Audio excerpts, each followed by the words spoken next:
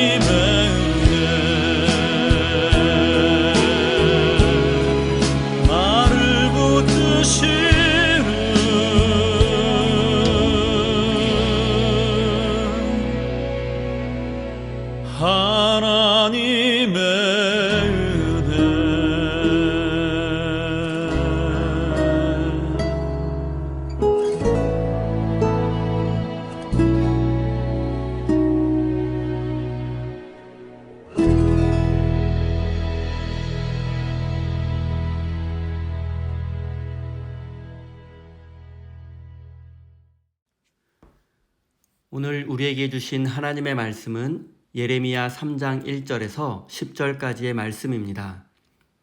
다 같이 화면을 보시면서 함께 읽겠습니다. 그들이 말하기를 가령 사람이 그의 아내를 버림으로 그가 그에게서 떠나 타인의 아내가 된다 하자 남편이 그를 다시 받겠느냐? 그리하면 그 땅이 크게 더러워지지 아니하겠느냐 하느니라. 내가 많은 무리와 행음하고서도 내게로 돌아오려느냐? 여호와의 말씀이니라. 내 눈을 들어 헐벗은 산을 보라. 내가 행음하지 아니한 곳이 어디 있느냐? 내가 길가에 앉아 사람들을 기다린 것이 광야에 있는 아라바 사람 같아서 음란과 행악으로 이 땅을 더럽혔도다. 그러므로 단비가 그쳤고 늦은 비가 없어졌느니라. 그럴지라도 내가 창녀의 낯을 가졌으므로 수치를 알지 못하느니라.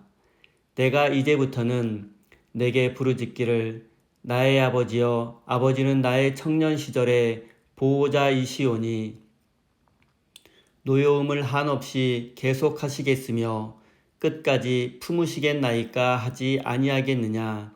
보라, 내가 이같이 말하여도 악을 행하여 내 욕심을 이루었느니라 하시니라.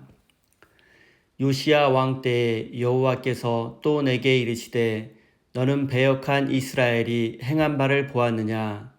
그가 모든 높은 산에 오르며 모든 푸른 나무 아래로 가서 거기서 행음하였도다. 그가 이 모든 일들을 행한 후에 내가 말하기를 그가 내게로 돌아오리라 하였으나 아직도 내게로 돌아오지 아니하였고 그의 반역한 자매 유다는 그것을 보았느니라. 내게 배역한 이스라엘이 간음을 행하였으므로 내가 그를 내쫓고 그에게 이혼서까지 주었으되 그의 반역한 자매 유다가 두려워하지 아니하고 자기도 가서 행음함을 내가 보았노라. 그가 돌과 나무와 더불어 행음함을 가볍게 여기고 행음하여 이 땅을 더럽혔거늘 이 모든 일이 있어도 그의 반역한 자매 유다가 진심으로 내게 돌아오지 아니하고 거짓으로 할 뿐이니라. 여호와의 말씀이니라. 아멘. 하나님께서 이 말씀을 통하여 우리에게 은혜 주시기를 원합니다. 하나님의 크신 사랑과 은총이 여러분의 삶에 함께 하시기를 빕니다. 오늘은 배역한 자들아 돌아오라 라는 제목으로 함께 하나님의 말씀을 나누겠습니다. 우리는 보통 예레미야를 예언자 또는 선지자라고 부릅니다. 이사야, 에스겔도 마찬가지로 예언자 또는 선지자라고 부릅니다. 예언자는 미래에 일어날 일을 알아맞히는 사람이라는 의미를 가지고 있습니다. 그리고 선지자는 먼저 깨달아 아는 사람이라는 의미입니다. 예레미야, 이사야, 에스겔과 같은 사람들은 엄밀히 말하면 예언자가 아니라 선지자라고 불러야 합니다. 이들은 미래에 일어날 일을 점쟁이처럼 알아맞히는 사람들이 아니라 먼저 하나님의 뜻을 깨달아 알고 있던 사람들입니다. 성경이 말하는 선지자는 하나님의 뜻을 깨닫고 그것을 백성들에게 선포하는 사람입니다. 깨달은 하나님의 뜻 중에서 미래에 일어날 일이 포함되어 있기도 합니다. 예레미야와 같은 선지자들이 주로 선포했던 내용은 우상 숭배를 멈추고 회개하고 하나님께 돌아오라는 것입니다.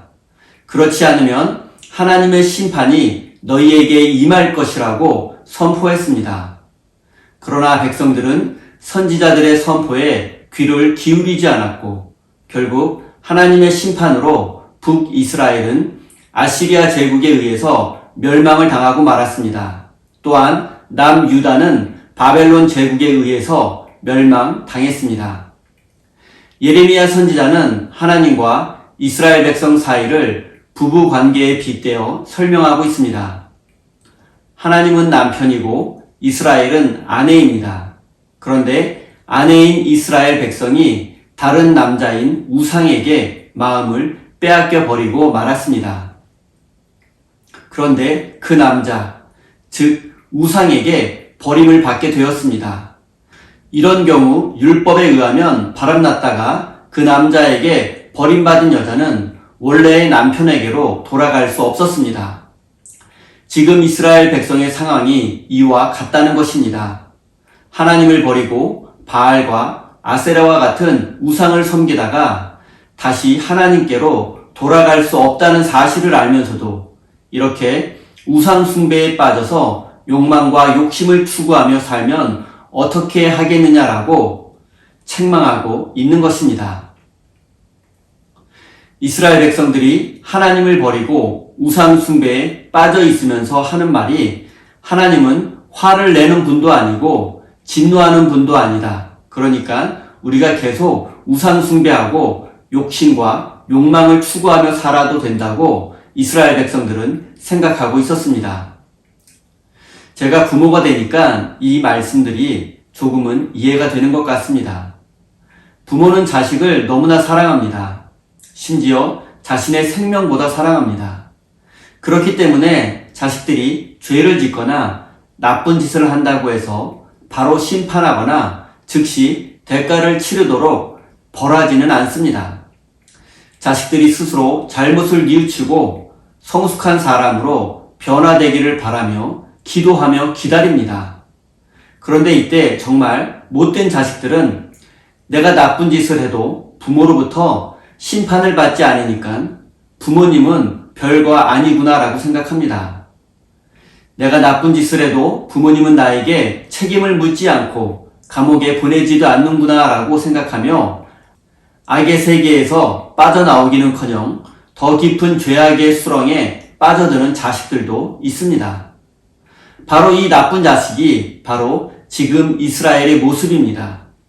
하나님은 선지자들을 통해서 끊임없이 회개하고 하나님께로 돌아오라고 말씀하시지만 이스라엘은 하나님께서 보내신 선지자의 말에 귀를 기울이지 않습니다. 오히려 그 선지자들을 핍박하기까지 합니다. 우리는 이런 나쁜 자식들이 있나라고 생각하고 그들을 비난하고 비판하기에 앞서서 바로 내가 그 나쁜 자식이라는 사실을 깨달아야 합니다. 하나님의 말씀을 외면하고 회개하지 않으며 욕심과 욕망을 추구하며 내 방식대로 살면서 나중에 회개하면 하나님께서 용서해 주겠지라고 생각하며 그렇게 그런 삶을 살아오지 않았는지 여러분의 삶을 되돌아보시기 바랍니다.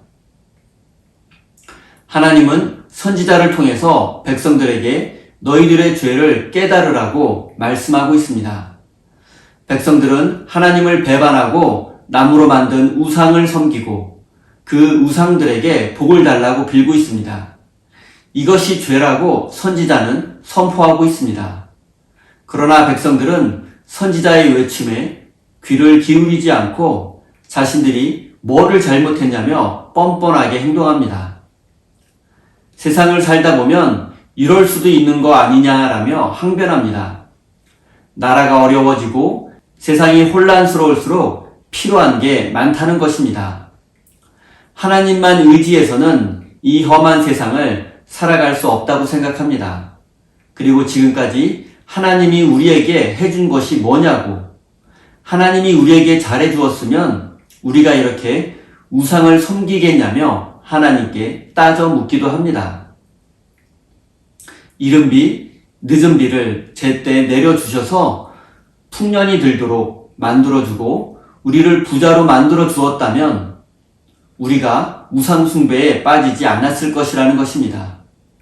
외적이 침략해도 지켜주지 않았고 세상살이에 이것저것 필요한 것이 너무나도 많은데 하나님이 우리에게 해준 것이 무엇이냐며 오히려 하나님께 섭섭하고 실망했다고 따져 묻고 있습니다.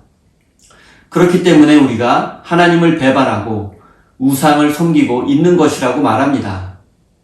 우상은 우리에게 풍년을 약속해 주었고 우리의 안전을 지켜주겠다고 약속해 주었다고 말합니다. 백성들은 이런 마음으로 하나님께서 보내신 선지자들의 선포에 귀를 기울이지 않았고 그들을 외면했습니다. 사랑하는 성도 여러분, 하나님을 배반한 이스라엘 백성들은 우상들에게도 버림받았고 결국에는 하나님의 심판으로 나라가 멸망당하고 포로로 끌려가는 비참한 신세가 되고 말았습니다.